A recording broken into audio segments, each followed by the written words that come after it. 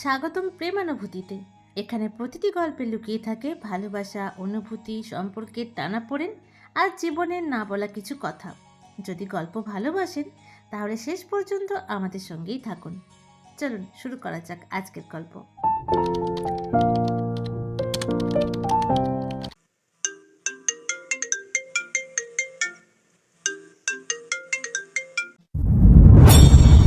মা, ও মা, কি হয়েছে? তোমার এমন কেন করছো? স্বপ্ন দেখেছো নাকি? পার্থিবের ডাকে ঘুম ভাঙে গেল পৃথার। ঘড়ির কাঁটায় তখন সকাল 8:30। পার্থিব জল নিয়ে এসে পৃথাকে বলল। পৃথা ভয়ে গলা শুকিয়ে গেছে।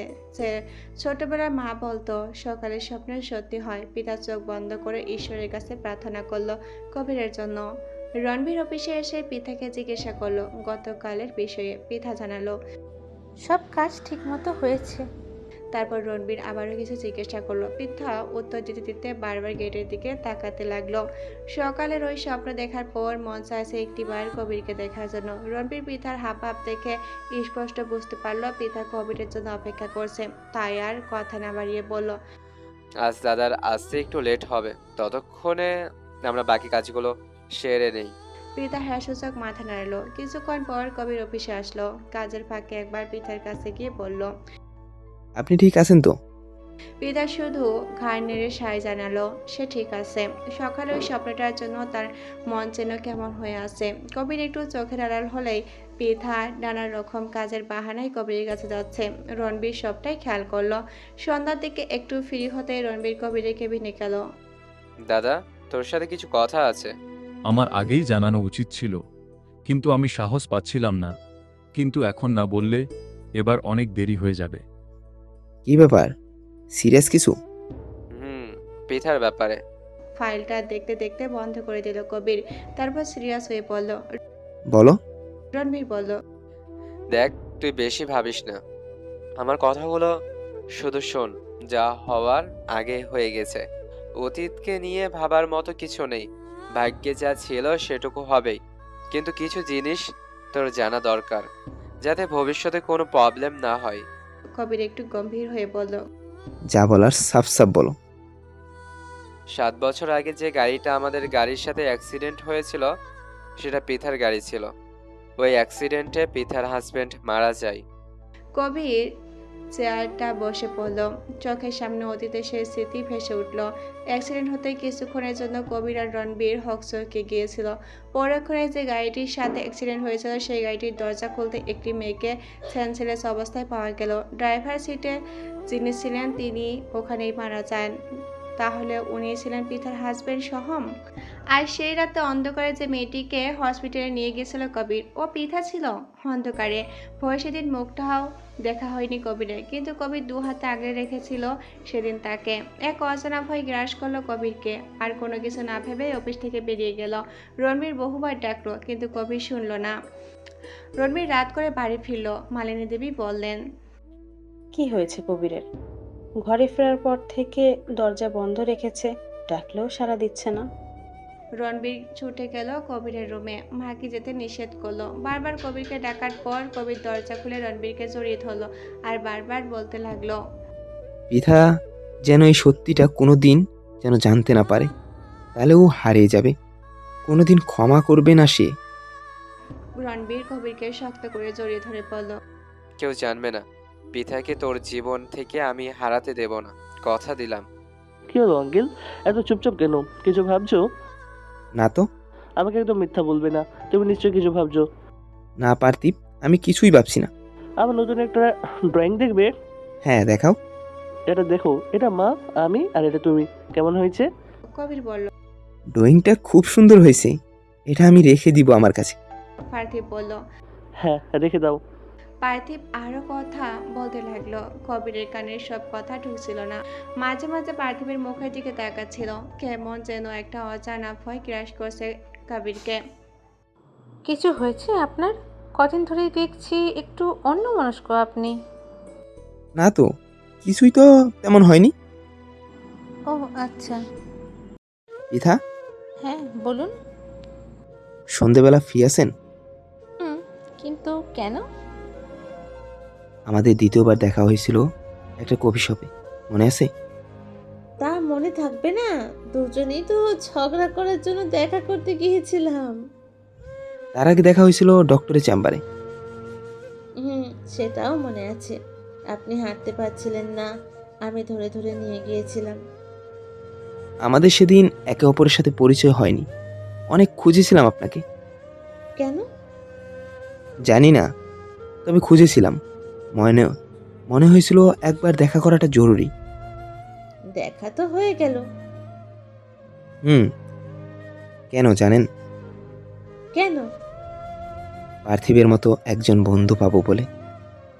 উফ, এখানে থাকলে আপনার মুখে পার্থিবের নাম, আর বাড়িতে থাকলে পার্থিবের মুখে আপনার নাম। এই দুই বন্ধুর মাঝে আমি যেন ফেঁসে গেছি। যা কিছুই হয়ে যাক না কেন, আমাকে পার্থিবের থেকে আলাদা করে দিবেন না আপনি। কথা দিন। কি সব বলছেন? আমি কেন আলাদা করব আপনাদেরকে? যা বলছি তার উত্তর দিন।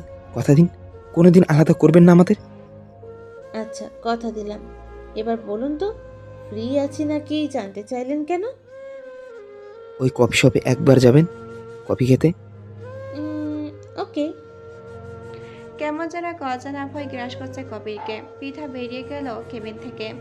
আর সুযোগ যেভাবেই হোক সবটা বলতেই হবে পিঠাকে। সেদিনের অ্যাক্সিডেন্টের ব্যাপারে, কবিরের মনের কথা, যা হওয়ার হবে। কিন্তু এত ভার বয়ে বেড়ানো সম্ভব নয় কবিরের। দাদা কোথাও যাচ্ছিস? রে, আমি আর পিঠা বেরোবো একটু। তাই নাকি? বাহ, খুব ভালো, ঘুরে আয়।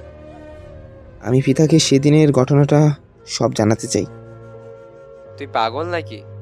এমন কাজও করিস না। দেখ, পিঠা কোনো দিন এই ব্যাপারে জানতে পারবে না। কিন্তু আমি এই ভার বয়ে বেড়াতে পারছি না ভাই। পার্থিবের মুখটা দেখলে খুব খারাপ লাগে। আমি জানি সেদিন দোষটা সোমের ছিল, ও ভুল দিকে গাড়ি চালাচ্ছিল। তবুও এই ব্যাপারে সবটা জানা দরকার পিতার।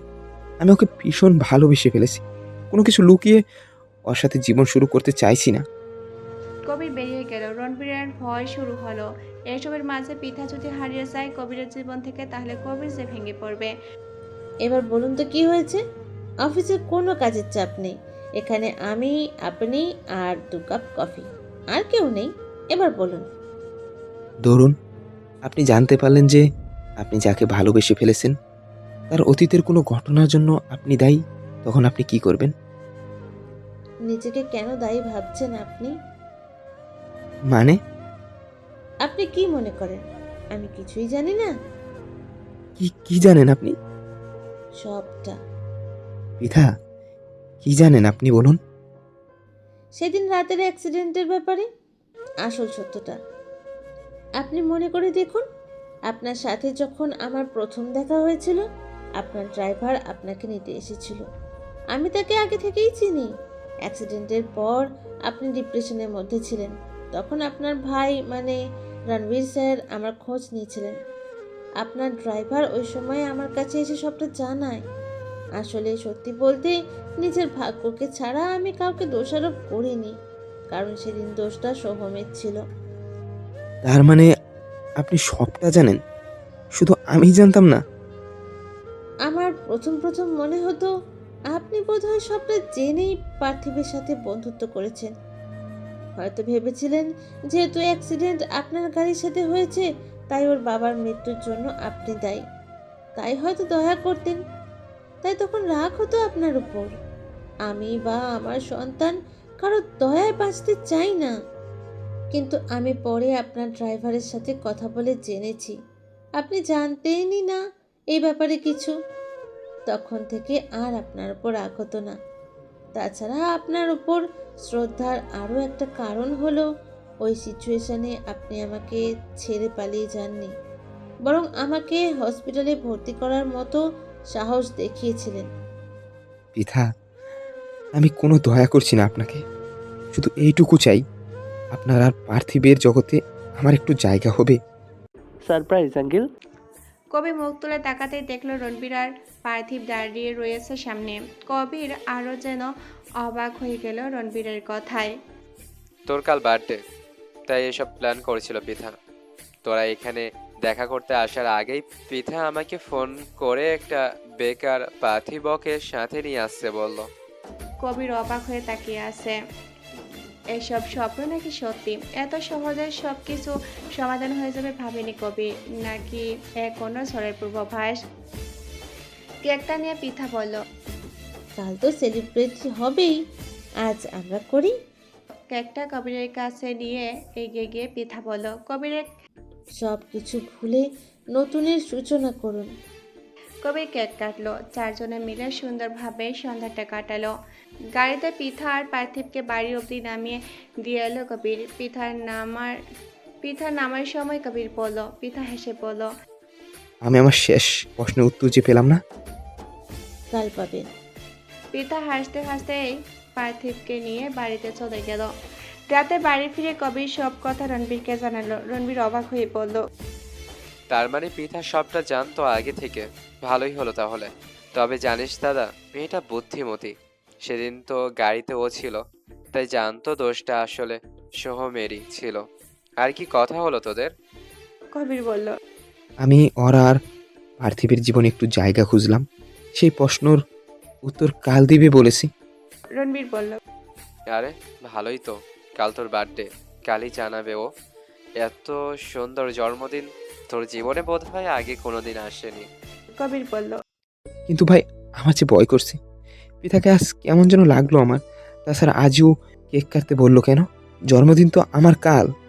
রণবীর বলল। রাখতো তোর ভয়, এত ভাবিস কেন? এখন শুধু চিল কর। জন্মদিনে একটা পার্টির আয়োজন করা হয়েছে, অফিসের সবাই আমন্ত্রিত। পিঠা আর পার্থিবকেও জানানো হয়েছে। অফিসে গিয়ে কবির পৃথাকে দেখতে পেল না, ফোন সুইচ অফ বলছে। কবিরের ভয় আরো বাড়ল। রণবীরকে এই কথা জানাতেই রণবীর বলল। তুই এসব ভেবে আরো প্রেশার হাই কর, এত ভাবিস না। হয়তো ওরা দুজনে কোনো সারপ্রাইজ প্ল্যান করেছে। ও যদি কিছু করার হতো তাহলে আগেই করতো। ও তো প্রথম থেকে সবটা জানে, আর 1 বছরের বেশি এই অফিসে কাজ করছে। কাজের প্রতিও ভীষণ লয়াল। তুই শুধু শুধু টেনশন করছিস। এক কাজ কর দাদা, তুই বাড়ি যা, যাওয়ার আগে একটা ভালো দেখে রিং কিনে নে। রাতে বৌদিকে রিংটা দিয়ে প্রপোজ করবি। কবির অবাক হয়ে বলল। বৌদি? রণবীর তখন বলল। কবির জানিস না নাকি, দাদার ওয়াইফকে বৌদি বা ভাবি বলে ডাকা হয়। কদিন আর নাম ধরে ডাকবো বলতো? তবে বৌদির খুব ভাগ্য ভালো, লক্ষণের মতো একটা দেওর পাবে। কবির শুনে হেসে উঠল। রণবীর বলল। পার্থিবের জীবনটা আমরা সুন্দর করে গুছিয়ে দেব, দেখে নিস দাদা। দোকান থেকে রিংটা কিনে কবির আরো একবার পিতাকে ফোন করলো। ফোন তখনও সুইচ অফ। গল্প শেষ নয়, শুধু আজকের মতো থামলো। পরের পর্বে আবার দেখা হবে। সঙ্গে থাকুন প্রেমানুভূতির।